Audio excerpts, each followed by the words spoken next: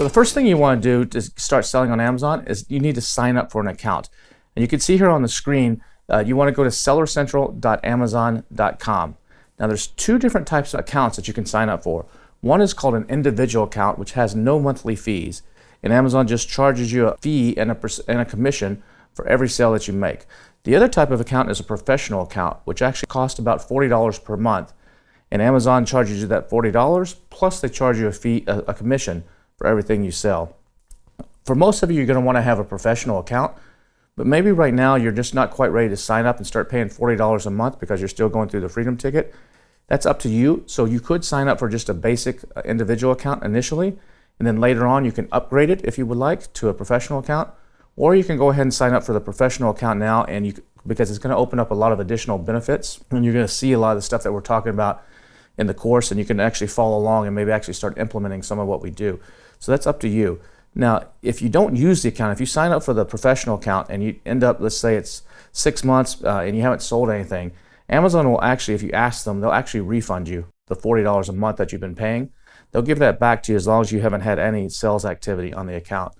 And the same thing is if you sign up for an account and let's say you're selling for a little while and then you run out of stock and you quit selling, if there hasn't been any activity within 3 months on your account, Amazon will actually suspend the account temporarily to actually keep the charges from accruing. They actually don't suspend the total account, they suspend the charges and they downgrade you. And then you can always upgrade back. So you can go between the two. So if you take a look now at the screen that you see, here's where you actually can hit the Learn More button if you would like to. And there's some additional information here that Amazon provides up at the top where they've got the beginner's guide, how to start selling, how to launch your brand. They've got some basic information up here. Some of this is okay. Some of this is not as good as what you're going to see in the Freedom Ticket. But you can see the different costs and you can compare the selling plans. You can see the fees for different categories. So if you're deciding to sell, what type of products you're deciding to sell, they'll show you here the fees for those, like appliances, let's say, are 8%, cameras are 8%, cell phones, devices are 8%, and so on. So depending on the category, you can see all this. A lot of this is also included in Helium 10, so you don't need to worry too much about this. Pretty much in the course, we're going to talk about everything being at 15% because that's what most stuff is. Some things, are 8% or less, but most stuff is 15%. So you can get an idea here of the commissions that Amazon charges. You can also come in here and you can compare the two different selling plans if you want the individual plan or the professional plan. Most of you are going to want the professional plan at some point, but like I said, you could start off with just the individual plan until you're ready to upgrade. It's really easy to upgrade. There's an Amazon fee calculator that you can actually come in here. The one at Helium 10 is a little bit better, but you could actually come in here and you can play with this a little bit, and we're going to provide you some spreadsheets here in the Freedom Ticket that are actually better. They do have a little bit of a university where you can get some basic information on selling on Amazon. This is pretty basic, but it doesn't hurt to actually take a look at some of that. They talk about their fulfillment, they talk about advertising, they have some case studies, and so on. So here's the how to start selling. It's something that you might actually want to take a look at and read through.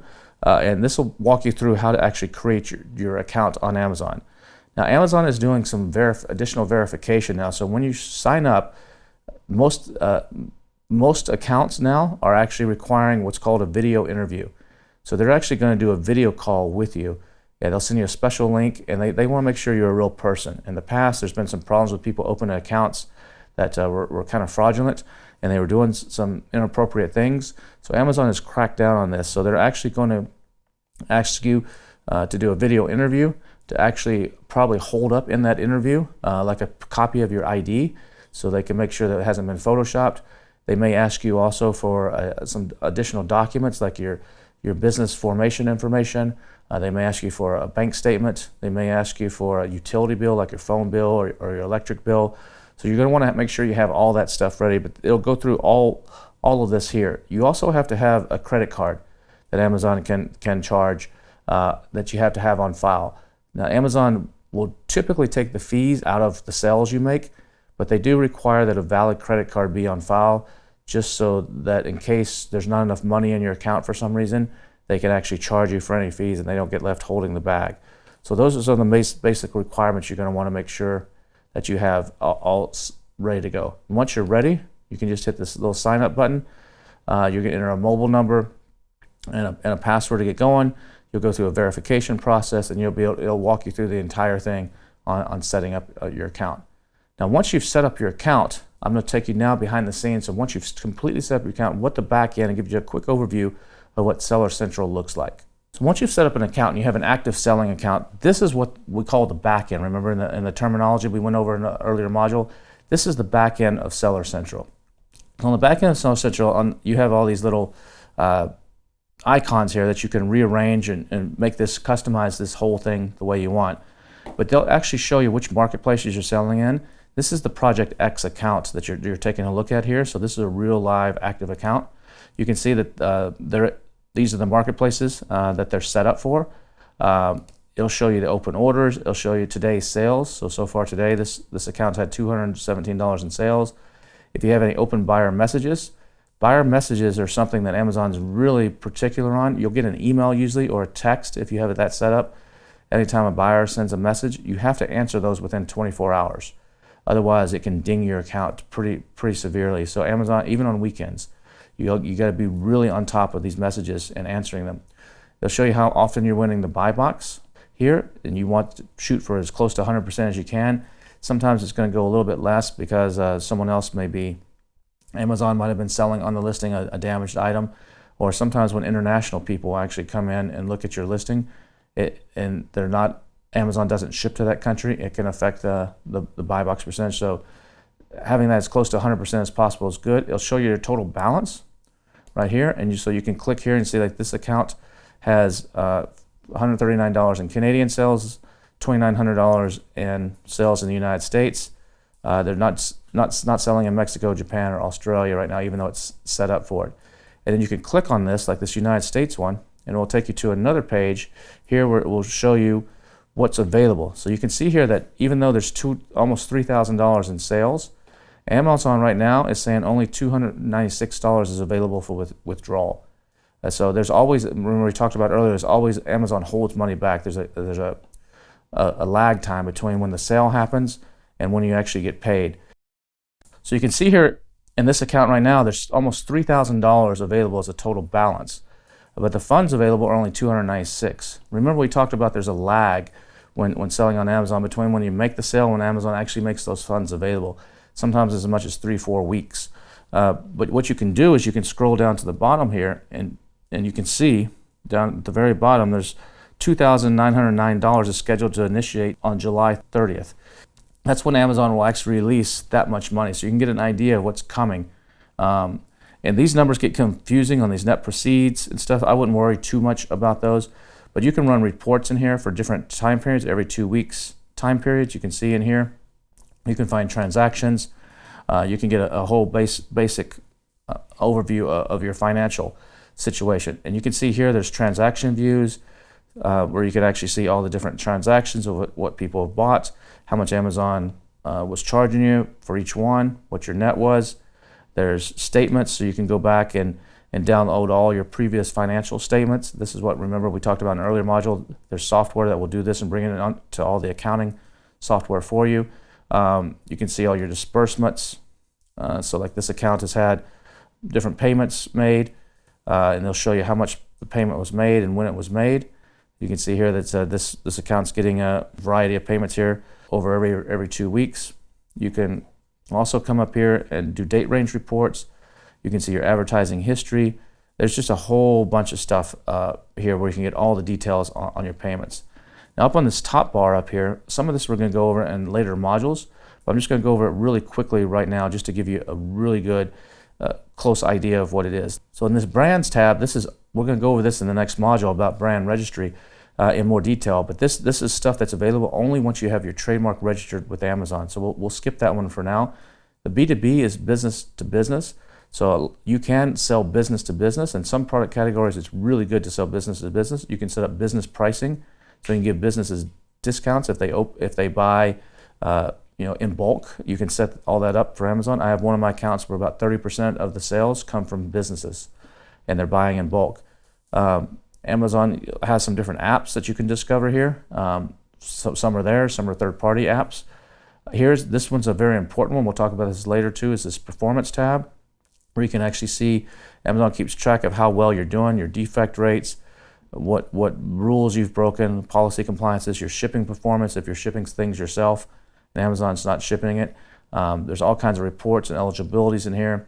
Voice of the customer is an important one, where you can actually see what comments people are making, and you can see Amazon rates you here. Like this account has a rating of 15 excellent listings. 1 listing is good, 1 listing is fair. So you can go and take a look at that particular listing and see what's going on. They have an NXC rate, which is negative customer experience, or like negative reviews or returns. If these rates get to be too high, Amazon can suspend your listing.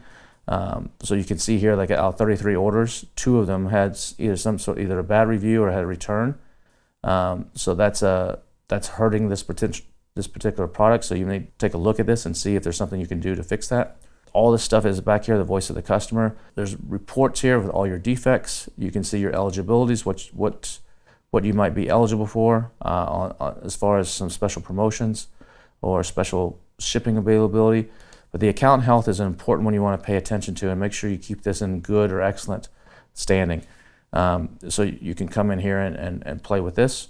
The catalog right here is where you're going to add products. We'll cover this in another module, but we'll walk you through this entire thing in another module, but this is where you would come to add products. I'm not going to go into that right now.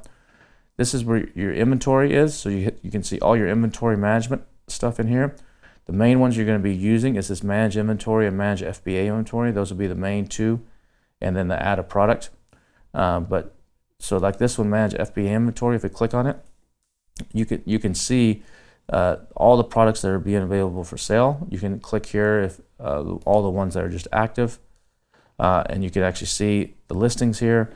You can see the date they were created, their FN SKUs, the price, if they have a business price, and this is where it's talking about business prices. You can set up quantity discounts, where you can say, if they buy 10 units, they get a 5% discount, and if they're a business customer on Amazon, they'll automatically get that discount. You can add more thresholds in here. You go up to 5 thresholds. You'll see over here that if anything's inbound, being shipped in, how many units are available.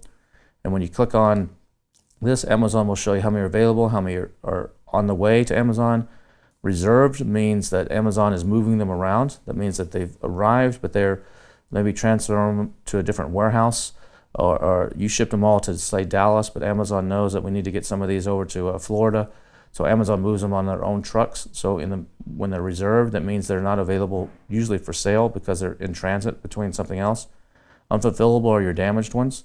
Researching means Amazon's misplaced them or something's happened, and they're taking a look to see where they are. You can also come in here, you can see the fees. So like this particular item, Geese Chicken Coop Eco Rack, you can see that for everyone they sell at $24.97, Amazon's charging them $10.33. So if you click on this, you can actually see that the fee breakdown is Amazon's commission is $3.75. So that's about a 15% commission. And then their fee to ship it is $6.58. So total, that adds up to the $10.33. And so they're netting about $14.64 on every item. Now that's not all profit, because you have to take out the cost of actually manufacturing the item. You got to take out the cost of shipping it to Amazon FBA, of actually shipping it from the factory over. There's storage fees, there's other fees. So that's not all profit, but that's the contribution margin on this particular one. You can come in here and you can edit these listings from here.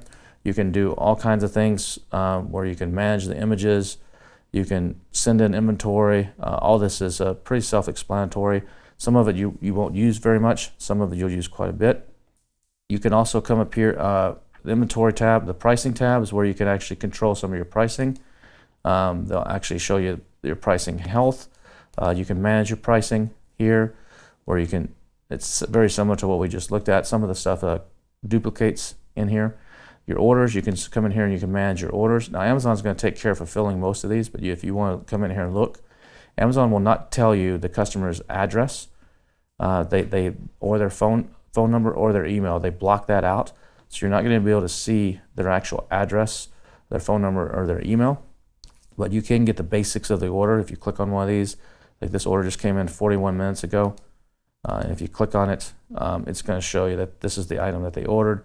And it doesn't show, because it's in pending status, it doesn't show you a whole lot of information, but you can come in here and you can see this kind of stuff. You can do order reports if you want to, or you can actually get the different reports for time periods. Amazon automatically creates some of these for you. The advertising, we'll talk about that more in detail in another module, but this is where you control a lot of your advertising, a lot of your promotions, you're setting up coupons. We'll talk about that in a later module. This is where, if you're brand registered, you can manage your storefronts. We'll talk about that in another module. The growth tab, you could be eligible for Amazon lending after you've been selling for a year or more and you have an account in good standing. So Amazon sometimes will offer you loans that you can take directly from Amazon, and they take out of your sales. The reports here, you can see that there's payment reports, there's business reports. Those business reports are when something we'll be referring to quite a bit in the future, and it's something you'll be using quite a bit, because in the business reports you can come in and you can actually get a really good idea and some graphs and see how your sales compared to yesterday or last week. Now the Helium 10 tools do a lot of this stuff for you in a much prettier, easier to understand way, so sometimes you don't even need to come in here, but you can actually see detailed page sales traffic by child items. You can see each ASIN, you can see how many sessions it has. That means basically that's how many unique people have looked at it and looked at this item in the date range that this is showing, from 6/19 to 7/19. So this is a month period. So 177 people have looked at it. 3.2% of all the looks for all your products are for this item. Page views are 251. So page views means that if it's 177 sessions and 251 page views, that means about 70 some odd people have actually come back and looked at this page multiple times. So sessions is pretty much equates to individual people, and page views is how many times has that page been loaded. And that gives you a page view percentage, and this is of your total. If you add all these up, it'd be 100%. This is how often you've been in the buy box. You should be striving for 100%, especially as private label. But if it goes down a little bit, it's no big deal to worry about if it's in these like 98, 99%. This is how many units have been ordered. This is how many were business to business. Then you have your session percentage. This is basically like your conversion rate. So basically 2.2% of the people that looked at this actually ended up buying it. You actually want to strive for this number to be above 7%. 10% is even better. So the fact that these are all a little bit low means that these listings could be optimized, or something could be done probably on these listings to try to increase that, either by adjusting the price, improving the video, something on the listing. They're all fairly low, but this will give you that metric. This is the ordered product sales, business to business sales, and so on and so on. So this is an important report. You can get a lot of this information also in Helium 10 and the tools there in an easier to read format. Another important area in Seller Central that you want to take a look at is up here in the top corner where it says settings right here. There's a number of items in here where you can update your account, you can change your address, change your password. There's user permissions. User permissions is where you can come and you can give other people actually permissions to do stuff. So like if you have an accounting person or you have a VA, for example, you can come in here and say, oh, I don't want the VA seeing all my financial stuff or all my banking stuff. I only want them to be able to access to update the listing. So you can come in here and you can assign different things to different people, user permissions. So you can control what they can view and edit, or what they can just view, or what they can view and edit, or what they're administrative on. So there's those kinds of things. You can also come in and set up some of your shipping settings, your return settings. There's a number of things in here. I'm not going to go through every one of these. You'll just want to come in and play around. You can set up your fulfillment by Amazon.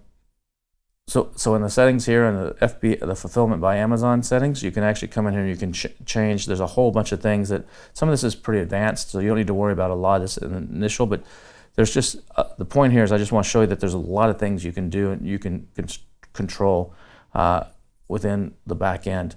Another thing is, we talked about earlier was the address that shows up on your account. And it's public information.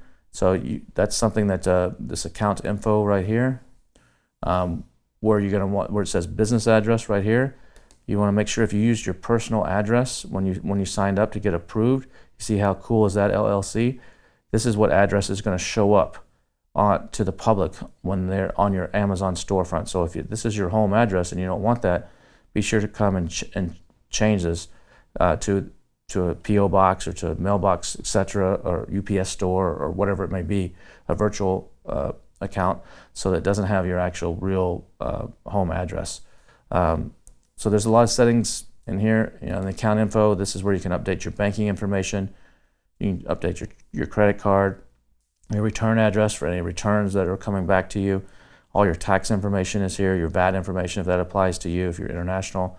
So everything is in here. I just recommend you sit here and just play around. I just want to give you a quick overview, and we're going to talk about some of these in much more detail in some of the future modules.